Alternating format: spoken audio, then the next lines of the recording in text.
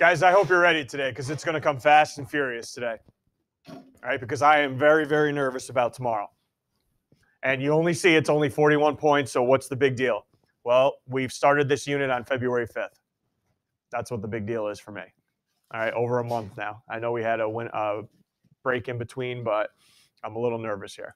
You guys have had two quizzes in this unit, both of which have been passed back to you. So if you still have them, I'm going to recommend you glance at them just so you don't make the same mistake twice tomorrow.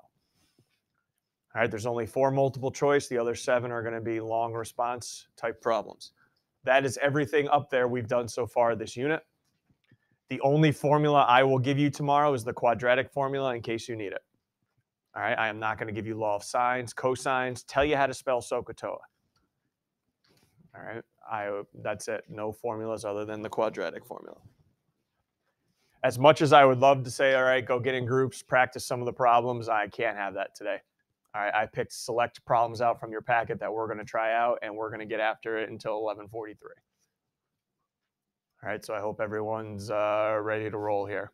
Before I start the select questions, is there anything you want to ask on the topics that I put up there? Yes, Emily. Cofunctions, that's when sine and cosine are equal to each other. When are cosine and sine equal to each other? With what do I know about their angles? Supplementary is when they add to 180. Complementary, yep. So sine and cosine are only, and we're going to do one in a minute.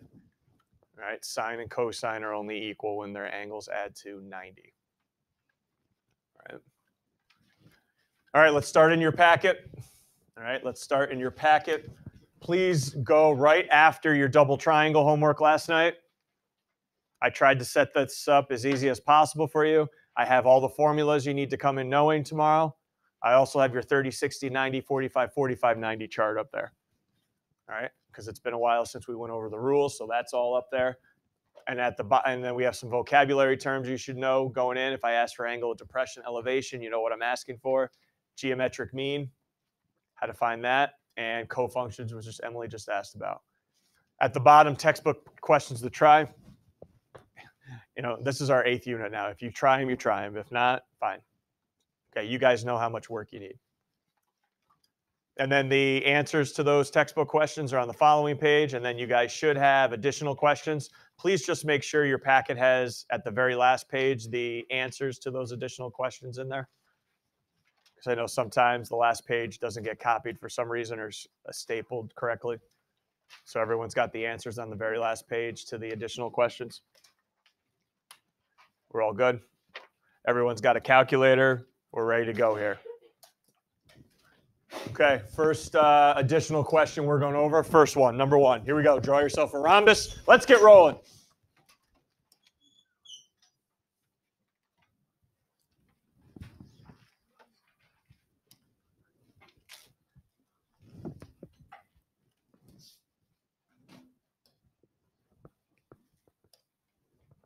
All right, one side of this rhombus is 10 millimeters.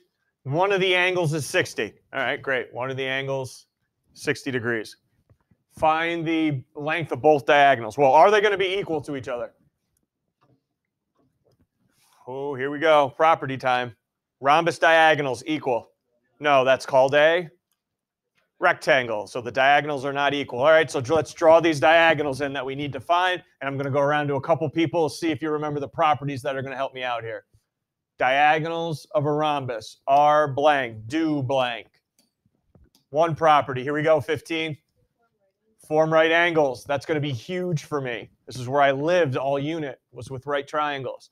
More properties that are going to help me out. Here you go. 1. Bisect the angles. Perfect. So that means this is 30 degrees. One other property. Diagonals of a rhombus. I'm looking for 14. Not here. Great. How about 10? Same property as a parallelogram.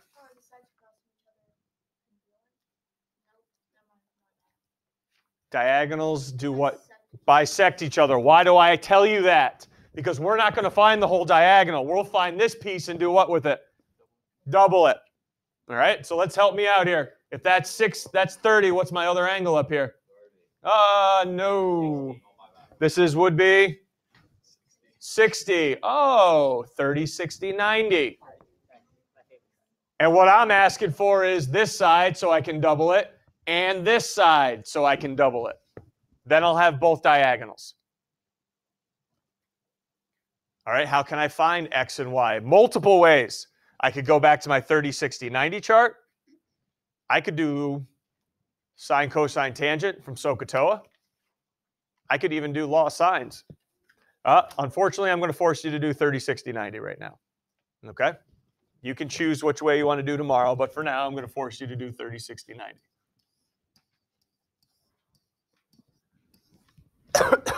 Our rules, look back if you need to. Rules for the 30, 60, 90. 7. Ooh. All right, let's go. 3. 30 is X. Yep. 60 is X squared root 3, radical 3, and 2X. Yep, got it. Thank you. Where's that 10 across from so I can plug it into my chart? Where's that 10 across from? 14? 20. It's across from the 90, so I'm going to plug that 10 right into here. Can you guys fill in the other parts, hopefully? We're 24 hours away here. Can you fill in the other 2 parts of my chart? What's across from the 30? What's across from the 60? Here we go. 17. What's across from the 30? 5. And how about across from the 60? 5 radical 3. Got it. Nice. So that tells me X is 5. That tells me Y is 5 radical 3. Knowing that, what's one diagonal length? Then don't yell anything out. One diagonal, other diagonal.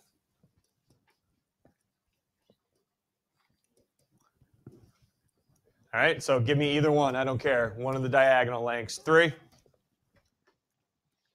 10. Got it. One diagonal is 10. And how about this other diagonal now? Other diagonal 7. Other diagonal 10. 75. Where'd we get 75 from? 5 radical 3 times 5 radical 3. You're doubling it, not squaring it. Sorry. Right? I multiplied by 2. No, I know. That's what I'm saying. You squared it, not doubled it. So I'm actually just multiplying this by 2. And I don't want that sloppy decimal that's in your calculator.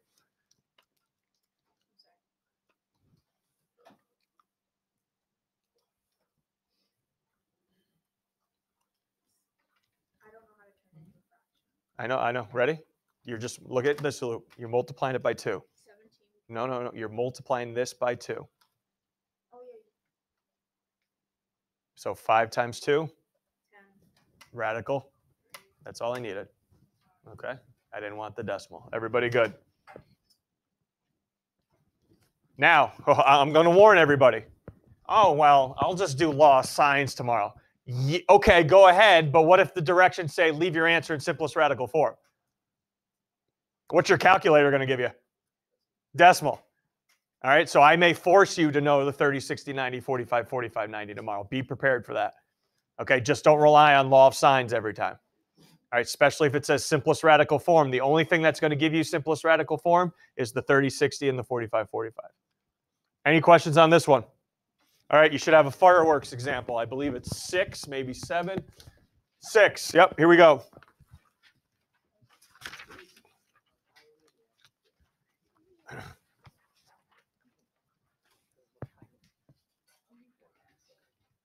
All right, you're watching the fireworks display. There you are, the one in red. Maybe you got sunburned earlier in the day. I don't know why you're in red. You're 290 feet behind the launch pad. Do you know where the launch pad is located on this diagram? Can everyone locate the launch pad if you, the red person, are standing 290 feet behind it? There's my launch pad right there, the corner of that, the vertice of that triangle. All right, the tubes are aimed at 65 degrees. You're looking at it at 40 degrees. Got it. Here we go. Part A. What's the horizontal distance from the launch pad to the point where they explode? Well, here's the launch pad. Here's where they explode. What's the horizontal distance? So does everyone see? I didn't draw that into your diagram. We need to draw that in ourselves. So I'm looking for, I'm going to just call that A because it's part A.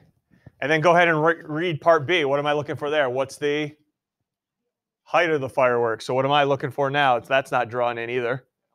The vertical distance there. That's what I'm looking for here, part B. What did I just create that we worked on yesterday? Double triangles.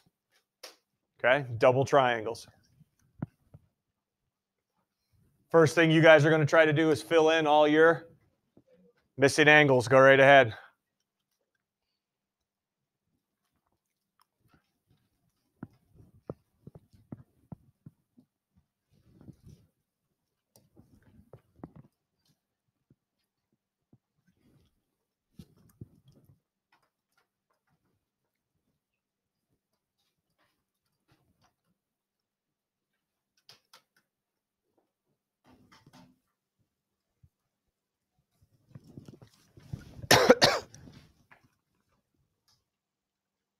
We all match 115, 25, 15.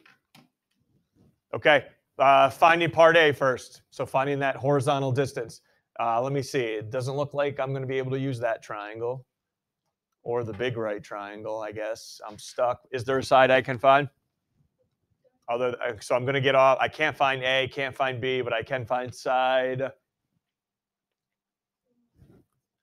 Launch pad to the fireworks, right? I can find that distance, the launch pad to the fireworks. So we'll call that Y. Using, what do you want to use? Law of signs. All right, I got it. Law of signs. Help me fill it in then, law of signs. 5, help me fill that in. That would be, Only use values from the same triangle. X over 90, or Y over 90, or sine 90, and then, wait. Exactly, you can't use that triangle as you're starting to find out right now. So let's use another triangle. 25 over, 290 over sine 25. Equals. Y over the sine 40. Okay, I know you weren't here yesterday either, Mike, so just letting you know, if you're going to use law of signs, all these values have to come from the same triangle. So that's why you got stuck there. You couldn't do this. Y over sine of 90 equals 290 over sine of 25. Two different triangles. It's got to come from one triangle, all the values. All right, everyone, go ahead, cross them up.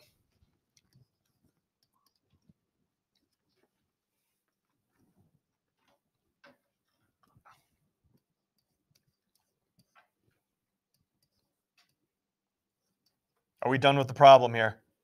Okay, so we shouldn't be rounding any value.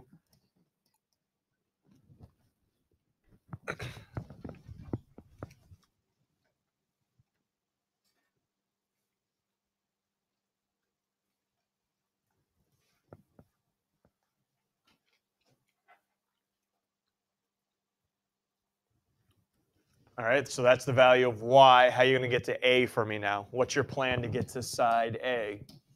Here you go, 6, plan to get to side A. We use side Y to in law of signs. Okay, so you want to use law of signs again? Okay, go ahead. So I got Y over sine of 90 equals A over sine of, what do we have? I got that. It should be 25, right? Sine of 25. Everyone all right? You don't have to use law of signs either. You could have used adjacent and hypotenuse. You could have used opposite and hypotenuse if you wanted to. And we're looking for what? Nearest foot?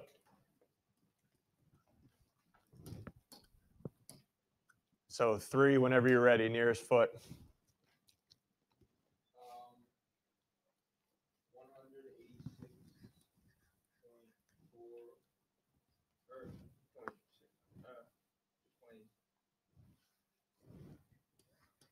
Just 186, yep.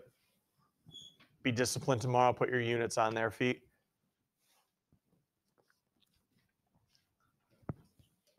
Okay, what about the many, many ways you could find the vertical distance now? How high they exploded. Many ways now. I'll just ask somebody, though. Make a decision for me. 15. Law of sines again? Okay. Anybody? We could also use what? Pythag, sine, cosine, tangent. You could really use anything here. All right, Emily, if you want to choose to use law of sines, what's it going to look like? So you used our answer here. Okay, over sine of 15. B over sine of 65. Yep.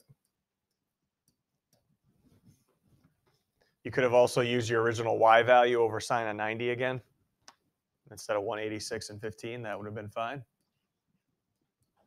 And our value would be to the nearest foot again.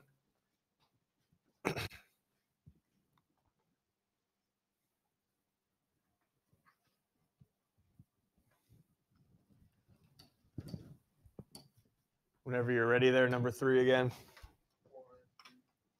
400. Everyone all right? 400. Anybody get, if you got 399, that is also correct. Because I believe you could do this a different way and get 399, which would have been fine too. Okay.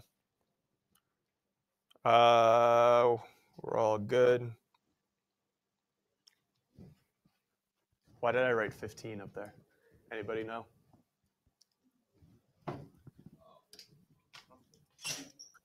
Did you tell me 15?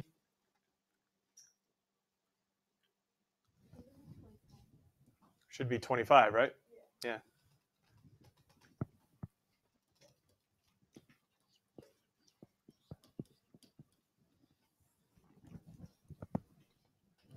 Yep. So I found the diagonal, like the one in the middle first. That's what we did. And then I found the one, the like altitude. So then I tried to do Pythag and I got like a much higher number. Okay, hold on. Timeout. Did you find A? That's 186. Well, no, that was what the last thing I was trying to find.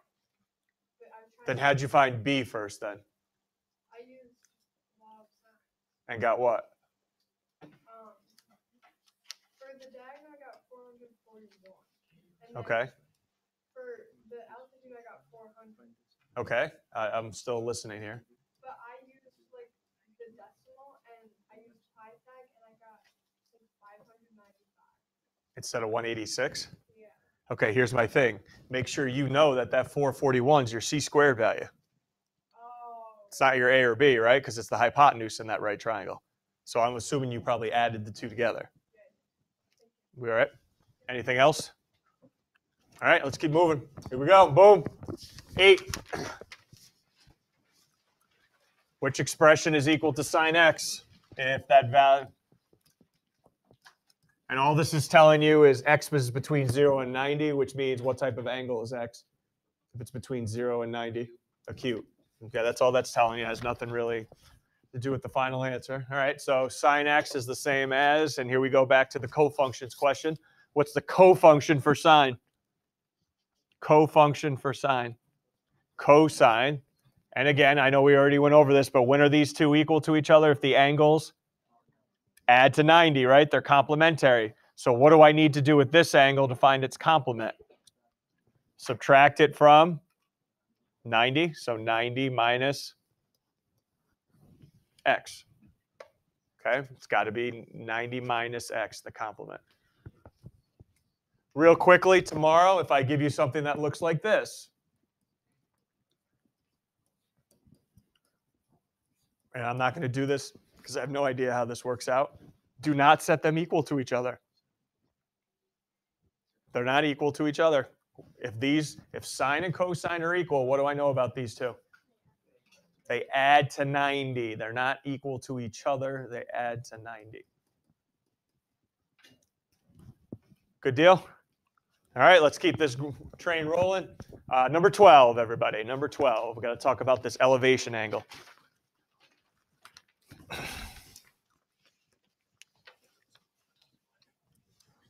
We got a man who's 5 feet 9 inches. Go figure.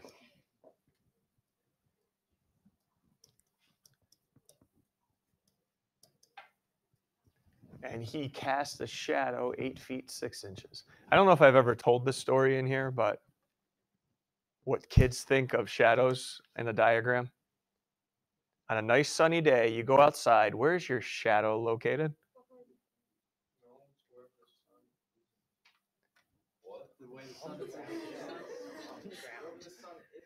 Bottom line, it's wherever direction, it's on the ground, right?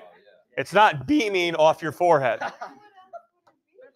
Do you tell me, kid? Because I've had kids in the past set up a right triangle and tell me that this was their shadow beaming off their forehead. Shadows are located on the ground, okay, on the horizontal ground.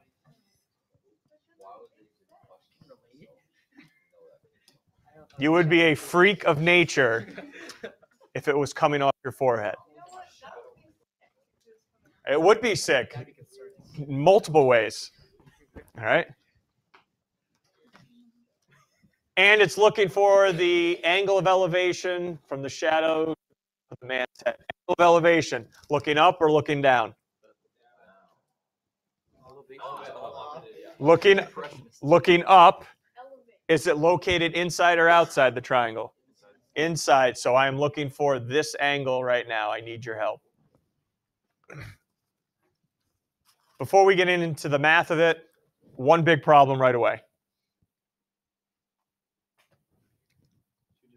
2 different units. So we need to convert everything to feet, everything to inches. I figured it would be inches, so go ahead. 5 feet 9 inches. 5 feet 9 inches would be 69 inches. And what about 8 feet 6 inches? 102, right? Any way to find that angle? You got a lot. We've done this unit. I really don't want to give it away here. Any way we can find it. Sean, go ahead. Oh, whoa, whoa. Easy before you use that word. Here's X. What's this side? It is. Compared to the X, it's across from it, also known as the what side? Opposite side. And this is the adjacent side. What can I use using the opposite and adjacent? I can use tangent. Somebody want to set that up for me? Here you go, 20. Want to set that up? Tangent of, what's my angle? X is equal to, what's my ratio? Opposite side over adjacent side, yes.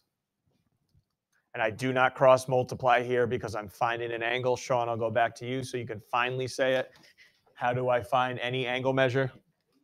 Inverse of whatever ratio I'm using. So X equals the inverse of tangent of 69 over 102.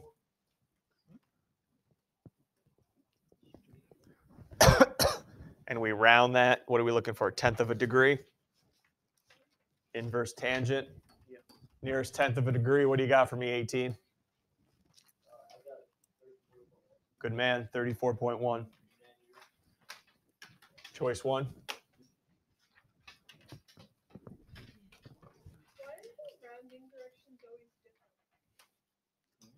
Because I want to test you. Can you round to the nearest whole number? Can you round to the nearest 10th, to the nearest 100th? Okay. All right, this last one, you're going to need a blank page for. I don't know if I put one into your packet or not anywhere, but find some room to put a blank page, maybe on the bottom of the answers I gave you on the last page. All I need, guys, is the diagram copied down, please. That's all you need right now is the diagram. Forget the wording. Forget the wording. All I need is the diagram copied down with the correct lengths and symbols on there. So I just need that triangle.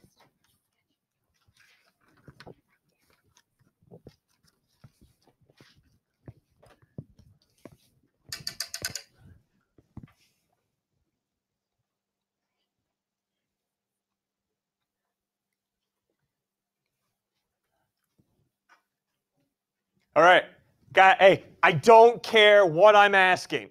Look at the diagram. Don't even read a darn thing. Does anybody know automatically, based on the diagram, what this problem is going to be involved with. Go ahead, let's go, say it. Or hills. Hills or SAS. How do I know this is a hills or SAS diagram? What type of triangle is GHF? A right triangle. What's HJ called? Altitude to the hypotenuse. Done. I don't even care what it's going to ask. I at least now know that it's a hills SAS. Did I put any 45, 45, or 30, 60? So don't use the darn rules. It's not one of those triangles. Don't force it. Everybody good? Based on the diagram, I know this is going to be hills or SAS. All right, now actually let's get to the question. First question, find segment JG.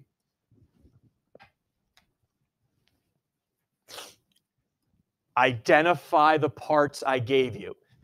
According to hypotenuse, leg, segment, altitude, do you know what HG would be called? That's a darn leg. Yes. Do you know what X would be called? Segment GJ. Segment. All right, I think we found our answer, what I need to use out of the two. What am I going to use if I have a segment and a leg already? Hills. Let's do it. The H in hills, hypotenuse. What is the hypotenuse length in this diagram? Here you go, 1. X plus 16, nice. I'm not going to ask anybody the leg because we already labeled it. That's 15. What do you guys remember about the legs in hills? Same leg. And what do you remember about that S in hills, that segment? It's the one next to the leg. So what's the segment next to 15? Boom, here we go. I got hills set up at least. X squared plus 16x equals 225. Oh boy, now we're starting to get nervous because you're going to have to factor.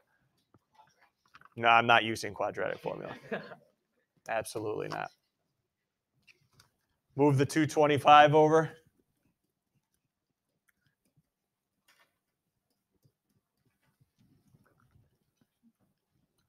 I'm teaching this to my Algebra 1 students now.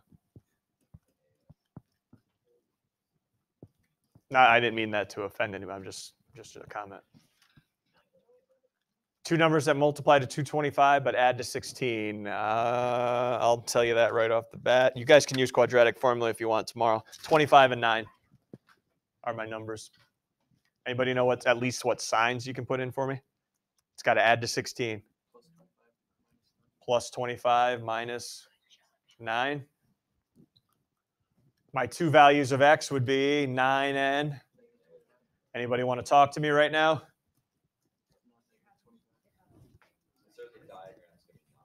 Yeah, since there's a diagram, I can't have a negative side length, so it's going to be 9. Thank you, everybody. That'll be 9. Second part, and this is where we'll finish the class. What's HJ? Well, what did you guys call HJ a couple minutes ago? That's an altitude. Discussion's over. Which one of the two am I going to use up there? All right.